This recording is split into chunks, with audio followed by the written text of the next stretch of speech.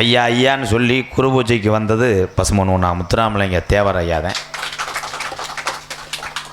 அதில் போன வருஷம் தேவர் மீடியாவில் ஒரு பேட்டி கொடுத்துருந்தேன், குழந்தை இல்லை அப்படின்னு.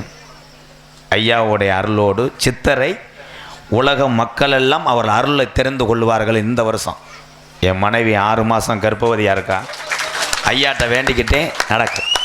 நான் முத்துராமலிங்க தேவர் ஐயாவை சித்தர் சாமியாகத்தான் வணங்குறேன்.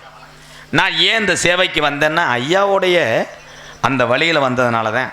அவருடைய இது இத்தனையே பேர் சொல்லுவாங்க, ஏழைகளுக்கு சொத்துக்களை தாறுவாத்த வரலாறு இருக்குது. செய்தார். தம் சமுதாய மக்கள் எப்படியாவது பிழைத்துக் கொள்வார்கள், மாற்று சமுதாய மக்கள் நல்லா இருங்க என்று சொன்னவர் 18 சித்தரில் ஒரு சித்தராக வணங்கக்கூடிய உணா முத்துராமலிங்க தேவர் ஐயா தான். அப்படியே வந்தது தான் இந்த சேவை. இந்த பசியில்லா உணவு கொடுக்கும் இந்த கொள்கையெல்லாம் முத்துராமலிங்க தேவர் ஐயா வழியில்